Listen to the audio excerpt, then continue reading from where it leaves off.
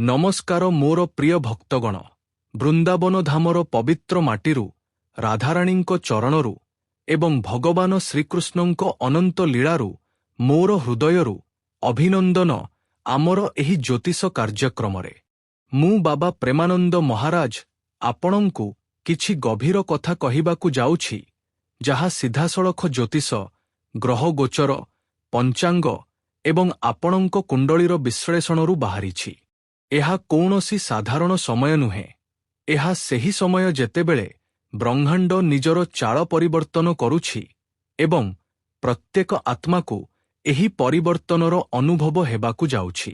ଏହି ସମୟ ଆପଣଙ୍କ ଧୈର୍ଯ୍ୟ, ଆପଣଙ୍କ ବିଶ୍ୱାସ ଏବଂ ଆପଣଙ୍କ କର୍ମର ସବୁଠାରୁ ବଡ଼ ପରୀକ୍ଷା ଅଟେ। ମୁଁ ଆପଣଙ୍କୁ ଅନୁରୋଧ କରୁଛି ଯେ ଆପଣ ଏହାକୁ ହାଲକାରେ ନିଅନ୍ତୁ ନାହିଁ, କାରଣ ଆଗାମୀ ଦିନଗୁଡ଼ିକ ଏପରି ହେବାକୁ ଯାଉଛି ଯାହା ଜୀବନକୁ ଓଲଟପାଲଟ କରିଦେବ। ଏହି ଝଡ଼ ଆସୁଛି ଏବଂ ଏହା ସେହି ସମସ୍ତ ଜିନିଷକୁ ଭାସି ନେଇଯିବ ଯାହା ସ୍ଥିର ନୁହେଁ।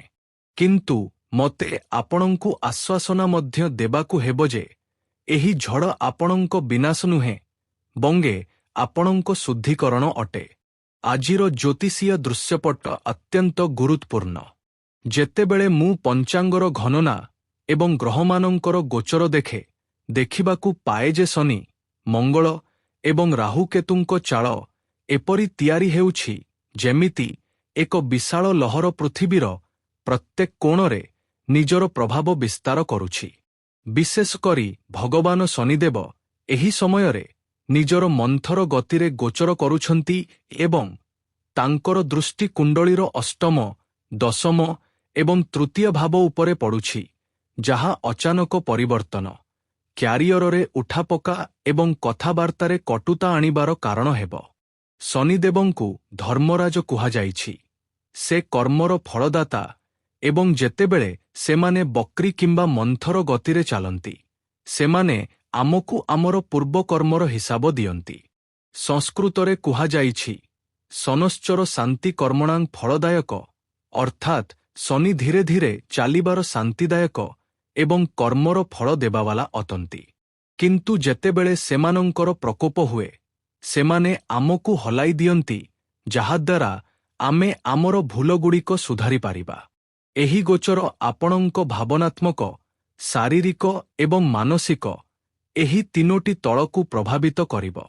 କୁଣ୍ଡଳୀ ବିଶ୍ଳେଷଣ ଅନୁସାରେ କିଛି ଗ୍ରହଙ୍କ ଦଶା ଅତ୍ୟନ୍ତ ତୀବ୍ର ଅଟେ, ଯାହା ଅଚାନକ ଘଟଣା, ବାଧା ଏବଂ ସମ୍ପର୍କରେ ଉଠାପକାର କାରଣ ହେବ। କିନ୍ତୁ ଜ୍ୟୋତିଷ ଆମକୁ କେବଳ ଭବିଷ୍ୟବାଣୀ ନୁହେଁ, ବଙ୍ଗେ ସଠିକ୍ ମାର୍ଗଦର୍ଶନ ଦେଇଥାଏ। ଏହି ସମୟ ଆମକୁ ଶିକ୍ଷା ଦିଏ ଯେ ଆମେ ଆମର ଚିନ୍ତାଧାରା, ଆମର ଶବ୍ଦ ଏବଂ ଆମର କର୍ମକୁ କେତେ ମାତ୍ରାରେ ନିୟନ୍ତ୍ରଣ କରିପାରିବା। ମୁଁ ଆପଣଙ୍କୁ କହିବାକୁ ଚାହେଁ, ଏହା ସେହି ସମୟ ଯେତେବେଳେ ଆପଣଙ୍କୁ ନିଜ ଭିତରର ଶବ୍ଦ ଶୁଣିବାକୁ ପଡ଼ିବ, କାରଣ ବାହାରର ଶବ୍ଦଗୁଡ଼ିକ ଆପଣଙ୍କୁ ଭ୍ରମିତ କରିବାର କାମ କରିବ। ମୋର ଭକ୍ତଗଣ, ଏହି ସମୟ ଆପଣଙ୍କ ଶତ୍ରୁମାନଙ୍କୁ ସକ୍ରିୟ କରିଦେବ। ଯେଉଁମାନେ ଆପଣଙ୍କୁ ଜଳନ୍ତି, ଯେଉଁମାନେ ଆପଣଙ୍କ ଉନ୍ନତି ଦେଖି ଈର୍ଷା କରନ୍ତି, ସେମାନେ ଆପଣଙ୍କ ପଛପଟେ ଝଡ଼ ତିଆରି କରିବାରେ ଲାଗିଛନ୍ତି। ଗୋଚରର ଏହି ସ୍ଥିତି ସେମାନଙ୍କୁ ଅଧିକ ହିଂସ୍ର କରିଥାଏ, କାରଣ ସେମାନେ ଦେଖୁଛନ୍ତି ଯେ ଆପଣ ଆଗକୁ ବଢ଼ୁଛନ୍ତି ଏବଂ ସେମାନେ ରହିଯାଇଛନ୍ତି। କିନ୍ତୁ ମୁଁ ଆପଣଙ୍କୁ ଏହି ବିଶ୍ୱାସ ଦେଉଛି ଯେ ସେମାନଙ୍କର କୌଣସି ତାନ୍ତ୍ରିକ କ୍ରିୟା କିମ୍ବା କୌଣସି ନକାରାତ୍ମକ ଶକ୍ତି ଆପଣଙ୍କ ଉପରେ ସେତେବେଳେ ପର୍ଯ୍ୟନ୍ତ କାମ କରିପାରିବ ନାହିଁ ଯେତେବେଳେ ଆପଣ ରାଧାକୃଷ୍ଣଙ୍କ ନାମରେ ବୁଡ଼ି ରହିଛନ୍ତି। ବୃନ୍ଦାବନର ରଜରେ ସେହି ଶକ୍ତି ଅଛି ଯାହା ସବୁ ପ୍ରକାରର ବନ୍ଧନକୁ କାଟିପାରିବ। ଯେପରି କୃଷ୍ଣ କଂସର ଅତ୍ୟାଚାରର ଅନ୍ତ ଘଟାଇଥିଲେ ଏବଂ ଯେପରି ରାଧାରାଣୀ ନିଜ ପ୍ରେମର ବଳରେ ପ୍ରତ୍ୟେକ ବାଧାକୁ ପାର କରିଥିଲେ, ସେହିପରି ଆପଣମାନେ ମଧ୍ୟ ଆପଣଙ୍କ ସଙ୍କଟଗୁଡ଼ିକର ସାମ୍ନା କରିପାରିବେ। ଏହି ସମୟ ଆପଣଙ୍କ ଆଭ୍ୟନ୍ତରୀଣ ଶକ୍ତିକୁ ଜାଗ୍ରତ କରିବାର ଅଟେ। ବର୍ତ୍ତମାନ ସେହି ବାଧାଗୁଡ଼ିକର କଥା କହିବା ଯାହା ଆପଣଙ୍କ ପ୍ରତ୍ୟେକ କାର୍ଯ୍ୟରେ ଆସୁଛି। ଜ୍ୟୋତିଷରେ କୁହାଯାଇଛି ଯେ ଯେତେବେଳେ ଗ୍ରହ ବକ୍ରି ହୁଅନ୍ତି କିମ୍ବା ଯେତେବେଳେ ସେମାନେ ଦିଗ ପରିବର୍ତ୍ତନ କରନ୍ତି, କର୍ମରେ ବିଳମ୍ବ, ବ୍ୟବଧାନ ଏବଂ ନିରାଶା ଆସିଥାଏ। ଏହା ସେହି ସ୍ଥିତି ଅଟେ।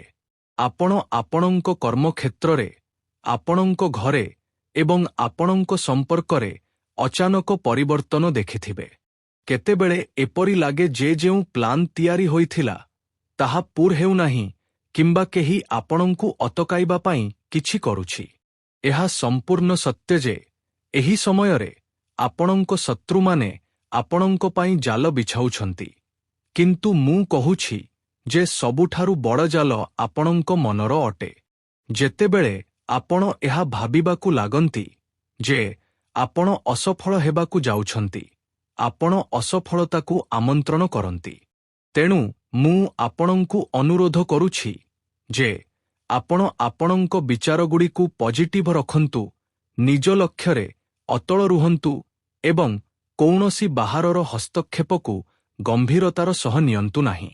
ବାଧା ଆସିବ କିନ୍ତୁ ସେଗୁଡ଼ିକ କ୍ଷଣିକ ଅଟେ। ଯାହା ଆପଣଙ୍କର ତାହା ଆପଣଙ୍କୁ ମିଳି ରହିବ।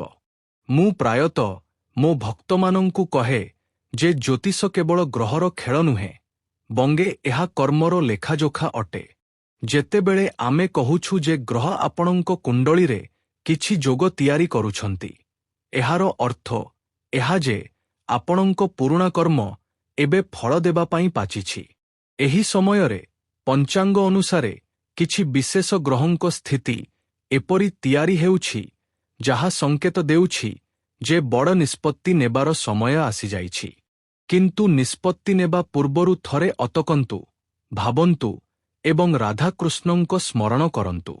ସେମାନଙ୍କ ବିନା କୌଣସି ନିଷ୍ପତ୍ତି ଅସମ୍ପୂର୍ଣ୍ଣ। ସେହିମାନେ ଆପଣଙ୍କୁ ସଠିକ୍ ଦିଗ ଦେଖାଇବେ। ଯଦି ଆପଣଙ୍କୁ ଲାଗେ ଯେ କେହି ଆପଣଙ୍କୁ ଠକୁଛି, ସେହି ଠକାମିକୁ ଭଗବାନଙ୍କ ଉପରେ ଛାଡ଼ିଦିଅନ୍ତୁ, କାରଣ ସେହିମାନେ ପ୍ରତ୍ୟେକ ସ୍ଥିତିର ଉଚିତୟାୟ କରନ୍ତି। ଆଗାମୀ ସମୟ କିଛି ଏପରି ଯେଉଁଠାରେ ଖୁବର ମଧ୍ୟ ଅଛି ଏବଂ ଦୁଃଖର କଥା ମଧ୍ୟ ଅଛି। ମୁଁ ଏହା କହିପାରିବି ନାହିଁ ଯେ ସବୁକିଛି ସମ୍ପୂର୍ଣ୍ଣ ଠିକ୍ ହେବ, କାରଣ ଜ୍ୟୋତିଷ ସତ୍ୟ କହେ।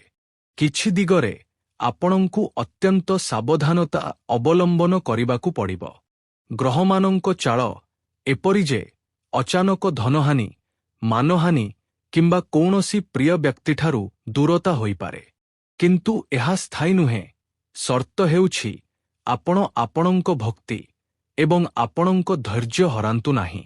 ଏହା ସେହି ସମୟ ଯେତେବେଳେ ଆପଣଙ୍କୁ ଆପଣଙ୍କ ଶତ୍ରୁମାନଙ୍କଠାରୁ ଡରିବା ନୁହେଁ, ବଙ୍ଗେ ସେମାନଙ୍କୁ ଅଣଦେଖା କରିବା ଉଚିତ, କାରଣ ଯେତେବେଳେ ଆପଣ କାହାକୁ ମହତ୍ତ୍ୱ ଦିଅନ୍ତି ନାହିଁ, ସେମାନଙ୍କ ଶକ୍ତି ଶେଷ ହୋଇଯାଏ।